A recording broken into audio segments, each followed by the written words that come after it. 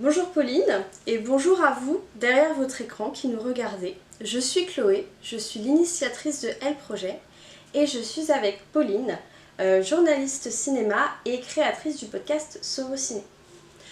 Elle Projet n'aurait pas pu voir le jour sans toutes les femmes, dont Pauline fait partie. Ces femmes vous ont été présentées grâce à leur travail et aussi grâce à des propositions de lecture, de visionnage et d'écoute via notre compte Instagram l.s.projet. Je reviens maintenant à notre présence face à la caméra aujourd'hui pour discuter, pour que je t'interroge un peu sur selon toi, qu'est-ce que cela signifie et qu'est-ce que cela implique d'être une femme dans la culture. Donc, en première question, j'aimerais bien que tu développes ton métier de critique cinéma. Et je sais que tu participes à des festivals, mais sous différents statuts. Voilà. Donc déjà, si tu peux commencer par développer cet aspect-là. Être critique de cinéma, journaliste de cinéma, c'est avant tout couvrir en fait les sorties des films. Donc on est amené à voir les films, à écrire dessus, les analyser. Tout ce qu'on peut en fait lire dans une revue cinéma fait partie du métier de critique de cinéma, les interviews et les festivals également, puisque les festivals fonctionnent aussi grâce à la présence des journalistes qui vont voir souvent avant le public les films qui sortiront par la suite en salle. C'est le cas par exemple à Cannes ou au Festival d'Annecy où je vais chaque année, où on est du coup accrédité pour voir les films, pour en parler, mais également pour faire les interviews, les entretiens que le public pourra lire avant ou après avoir vu le film en question. Et du coup, je pense que tout le monde connaît un peu Cannes, mais est-ce que tu peux nous préciser un petit peu ce qu'est le Festival d'Annecy ? Oui, alors le Festival d'Annecy, c'est un festival spécialisé dans l'animation. Donc c'est voire le grand festival d'animation qui existe, où les professionnels, peu importe de quel métier, vont pouvoir se rencontrer et potentiellement les futurs professionnels rencontrer également des gens qui sont déjà dans le métier. Donc ça va être des animateurs et les animatrices dans l'animation, les storyboarders, storyboardeuses, réalisateurs, réalisatrices. Les écoles aussi d'animation sont présentes à Annecy, donc c'est très important en fait pour les futurs élèves. Ils présentent aussi leur travail, les écoles d'animation présentent aussi leur travail à Annecy, c'est ça ? Oui, c'est ça en fait. Okay. Il y a un espèce de grand chapiteau en fait qui est là pour présenter toutes les écoles du monde entier, pas uniquement les écoles françaises ou les écoles américaines, ça va être des écoles d'Afrique, d'Asie, un peu de partout qui vont présenter en fait leur école et les élèves vont présenter leurs travaux. Souvent c'est super sympa en fait, même quand on n'est pas du métier d'aller voir, puisqu'on voit des gens dessiner en live en fait et ça se transmet à l'écran, c'est assez magique. Et voilà, et pareil pour les journalistes, c'est aussi l'occasion, les festivals c'est aussi l'occasion pour les journalistes de se rencontrer, d'échanger sur leur métier, sur les rédactions, etc. Donc c'est vraiment un moment important en fait dans la vie des journalistes et des critiques de cinéma, de se rendre dans les festivals. En dehors du fait de voir des films, c'est aussi un lieu où on va pouvoir rencontrer les autres. Et donc ça, c'est pour le festival d'Annecy, donc tu as un statut un peu de public avec des gros guillemets parce que tu as une accréditation presse. Et pour Cannes, je sais que tu as un statut un peu plus particulier. Oui, en fait, pour le festival de Cannes, je suis au comité de sélection de la semaine de la critique. À Cannes, il n'y a pas que la compétition officielle, il y a aussi d'autres compétitions, notamment la quinzaine des réalisateurs, la semaine de la critique et un certain regard, qui sont donc 4 grandes compétitions qu'on peut retrouver à Cannes, avec une programmation diverse et variée. Et donc moi je me trouve au comité de sélection de la semaine de la critique. Peut-être j'explique Oui. ce que c'est être Oui. comité de sélection. En fait, le comité de sélection, c'est les personnes qui vont voir avant le public et avant le jury D'accord. Ok. les films. Donc on reçoit 1000, 2000 films du monde entier. Et on les regarde toutes et tous ensemble, même si cette année ça a été un peu particulier, où on a surtout regardé en fait de chez nous les films. Ensemble mais loin quoi. Ensemble, voilà. Et en fait, du coup, on se retrouve à débattre de longues heures, parfois moins, puisqu'on est vite d'accord, mais sur les films. Alors à la semaine de la critique, ça va être plutôt des premiers longs métrages. On favorise en tout cas les regards émergents. Donc souvent ce sont des personnes qui ont déjà fait des courts-métrages, mais parfois ça arrive que c'est une personne qui nous envoie son film, qui n'a jamais rien fait. Et voilà, donc nous on voit ces films, on en discute et puis on crée une sélection. Et cette sélection va ensuite être vue par le public et par le jury. Et les membres du jury vont ensuite décerner les prix. Nous, en fait, on fait le travail en amont, parce que ce serait impossible sur 10 jours de voir 2000 films. Donc c'est ce qu'on fait en 8, 9, parfois un an. D'accord. Et je sais pas si ça, tu as le droit d'en parler. Est-ce qu'au niveau de la proportion de réalisateurs et de réalisatrices, c'est assez équilibré dans ce que tu as pu voir, on va dire, cette année, où il y a un déséquilibre d'un côté ou de l'autre? Ce qu'il faut savoir à la semaine de la critique, c'est que déjà au sein du comité, on a une parité. D'accord. Donc ça, c'est vraiment un truc qui me semble important de dire, puisque, et je pense que ça rejoint aussi le métier de critique, c'est qu'on ne peut pas avoir une homogénéité dans la critique, on ne peut pas avoir que des hommes, que des personnes blanches, pour voir les films, parce que sinon, en fait, on recrée un schéma. Et du coup, on ne prend potentiellement que les films qui nous parlent.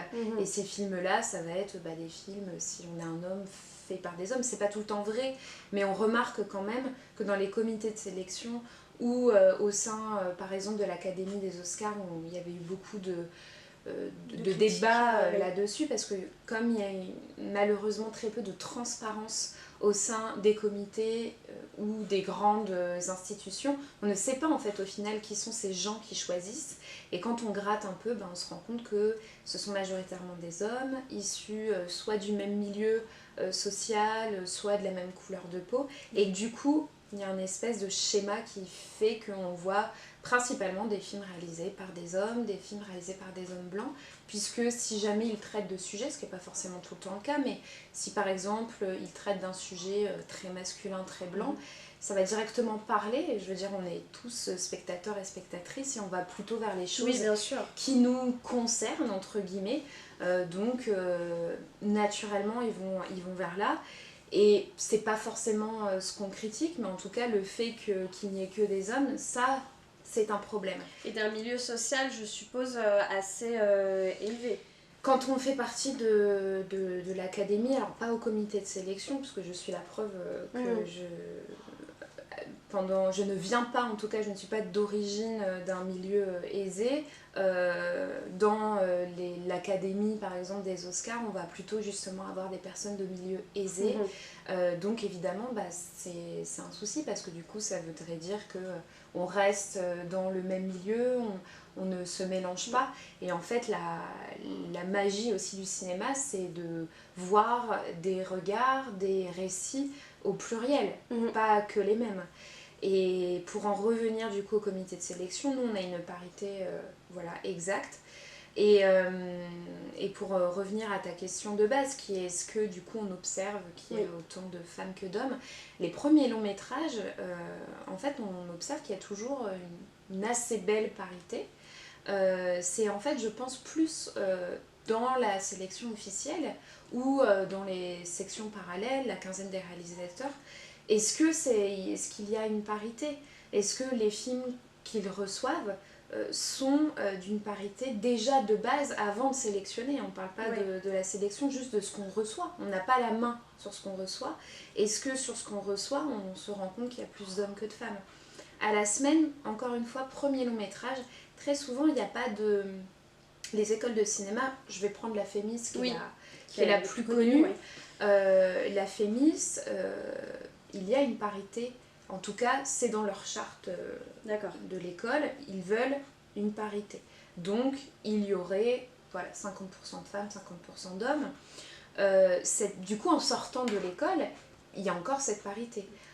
Ce qui est plus compliqué, c'est au moment où les femmes et les hommes vont rentrer sur le marché du travail, où est-ce que les femmes vont avoir leurs opportunités, où est-ce que les hommes vont les avoir, et c'est là très souvent qu'on se rend compte que les opportunités vont être plus ouvertes pour les hommes que pour les femmes. Donc ça va forcément jouer en fait sur la suite.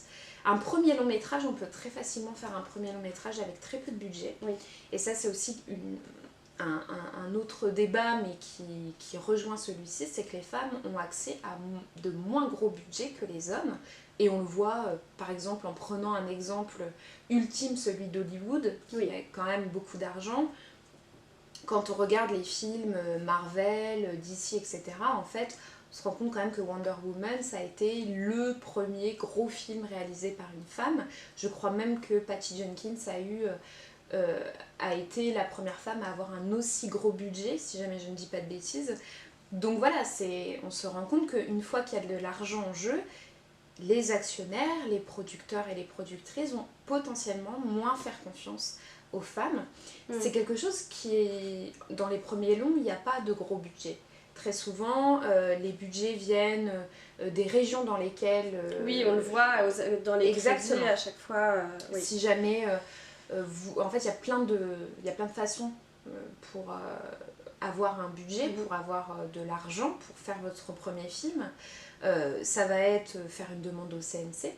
C'est la première chose. Et puis après, selon l'endroit où vous tournez, si par exemple, je ne sais pas, vous tournez en région Île-de-France, vous pouvez faire une demande à la région pour avoir de l'argent. Donc cet argent-là, il est public. Donc on se rend compte selon les pays qu'il y a plus ou moins de réalisatrices. En fait, très souvent, ça dépend aussi de la situation politique du pays. Par exemple, la Suède, qui est un pays quand même où la parité, les questions de parité entre les genres, etc.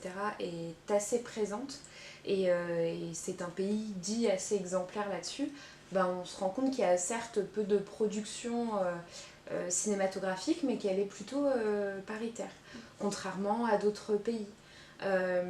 Donc vraiment tout ça, ça joue sur ce que nous après on voit, et forcément s'il y a plus de films réalisés par d'hommes dans la sélection, il y aura inévitablement plus de films réalisés par d'hommes, par des hommes qui sont...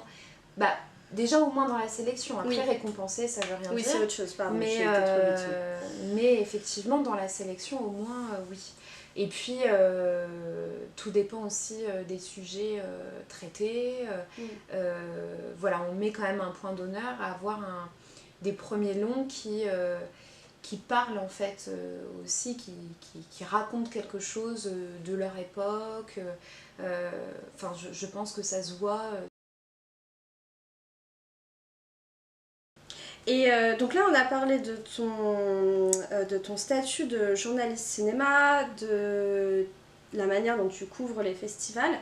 Tu as un autre aspect dans ta vie qui est, comme on le disait tout à l'heure, le podcast Eurociné. Donc est-ce que tu peux développer un petit peu comment tu l'as créé, pourquoi, comment...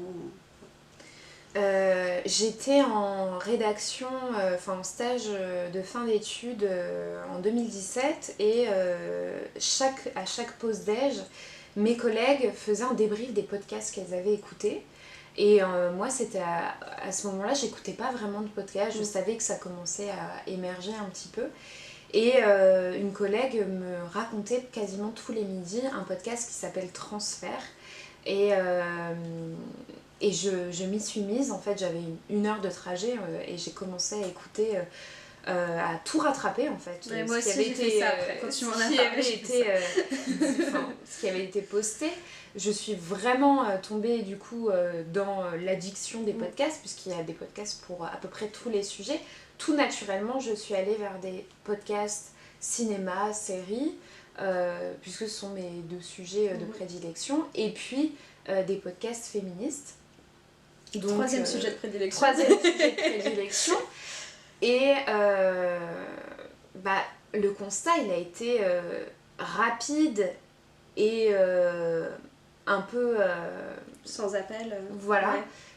Dans les podcasts cinéma, la plupart du temps, ce sont des hommes.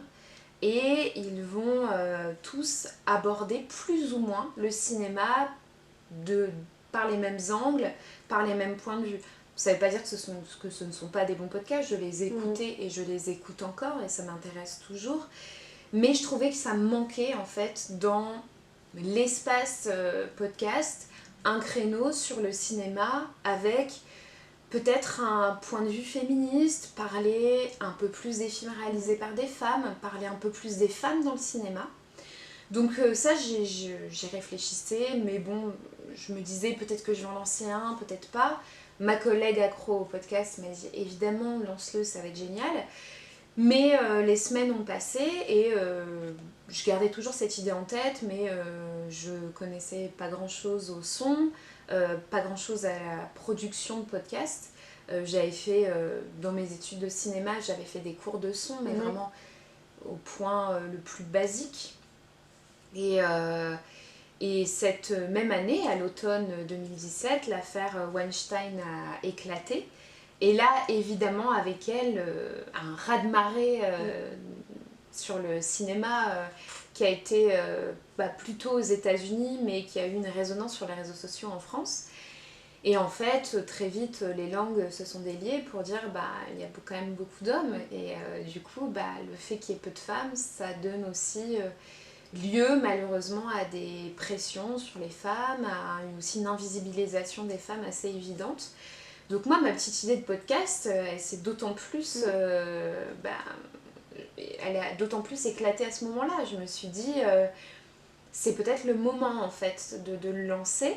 Surtout que maintenant on connaît l'histoire, on sait qu'il y a beaucoup de langues qui ont continué à se délier, notamment avec Adèle Haenel en automne dernier. Donc oui, c'est quelque chose qui a eu un énorme impact et même sur la société en général. Ça a touché énormément de pans de la société. Donc ça a été vraiment le fait qui a...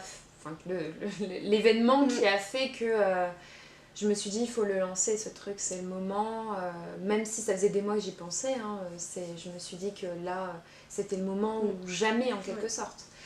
On prépare des sujets, soit en fonction de l'actualité, soit aussi selon nos envies. Parce que parfois on a envie de traiter d'un sujet qui n'est pas forcément en lien avec l'actualité, mais très souvent on essaye quand même de relier ce sujet à l'actualité pour que les gens puissent aller découvrir les films ou leur apporter en tout cas un autre angle, un autre point de vue aussi. Je suis d'accord avec toi parce que spoiler, je suis dans certains épisodes, voilà. Je fais un peu la promo, on fait un peu la promo en même temps.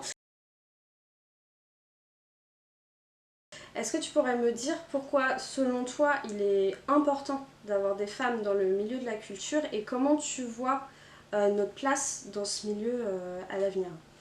Ça rejoint un peu ce que je disais tout à l'heure sur les comités de sélection, les grandes institutions, etc. Je pense qu'en fait, plus on aura une pluralité, et pas qu'en termes de femmes-hommes, mais aussi en termes de social, de milieux sociaux, de peau, de couleur de peau, tout ce mélange favorisera de toute façon des œuvres qui ne seront pas homogènes. Et la place des personnes qui n'ont d'habitude pas cette place est essentielle pour que aussi le champ culturel change, tout simplement. Et ça veut pas dire qu'il y aura plus de place pour les hommes blancs. Oui, non, c'est absolument pas ça. C'est juste l'idée aussi d'insérer d'autres personnes, d'autres regards, parce qu'on parle quand même de milieu artistique. Et pour moi, il est très important de souligner que dans l'art, les personnes, et c'est pour ça que c'est un autre débat, mais que je déteste dire qu'il faut séparer l'homme de l'artiste, c'est impossible. Me too. Dans la culture, les artistes peignent, écrivent, dessinent, photographient, filment leurs expériences, leurs envies, leurs sentiments, des sujets qui les concernent plus ou moins. C'est en ayant des profils différents qu'on aura aussi des œuvres différentes. Et c'est dans cette pluralité des œuvres qu'on aura des discours qui nous passionneront, qui seront multiples, qui seront plus passionnants. Une fois qu'on a fait 15 fois le tour du même sujet, peut-être qu'il serait intéressant de faire des films sur d'autres sujets, ou sur le même sujet, mais d'un angle différent. Je pense que ça peut apporter que du positif, en fait. C'est sûr. Donc toi, ce qui est intéressant, c'est que donc, même en étant féministe, tu élargis vraiment au genre, à l'ethnie, etc. Et c'est vrai que... Alors, c'est pas que j'avais pas pensé en écrivant cette interview, mais je pense que c'est vraiment important de le dire. Voilà. C'est pas parce qu'on est des femmes qu'on reste, qu'on met des œillères et je suis d'accord avec toi, effectivement, il faut ouvrir aux différents genres, aux différentes ethnies, etc. Merci beaucoup d'avoir pris de ton temps, d'avoir été aussi une des premières à réagir positivement à ce projet. Donc merci vraiment.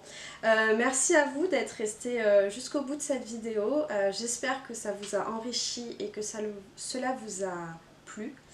On n'a pas dit où est-ce qu'on pouvait trouver ce Rociné Podcast. Sur toutes les plateformes d'écoute, Spotify, Apple Podcast, Ocha, surtout en fait, sur toutes les plateformes d'écoute, vous pouvez retrouver ce Rociné. On a également un compte Instagram, un compte Twitter et une page Facebook, mais qui est beaucoup moins alimentée. En tout cas, on est très très présente sur Instagram. Et il y a un petit plus aussi sur Spotify. Oui, sur Spotify, il y a quelques mois, on a lancé une playlist où dedans, vous ne retrouvez que des compositrices de musique de cinéma. Comme ça rejoint les deux et puis ça permet aussi d'avoir un œil sur un métier qui est très peu connu, même si jamais il commence à beaucoup se développer. On a plein de ciné-concerts, etc. Mais un métier qui est encore majoritairement masculin. Merci, vous pouvez retrouver Elle Projet sur la page Instagram l.s.projet. Et voilà, donc comme d'habitude, comme disent tous les youtubeurs et youtubeuses, n'hésitez pas à vous abonner à cette page YouTube, à liker et à partager cette vidéo. Et on vous dit à bientôt, j'espère.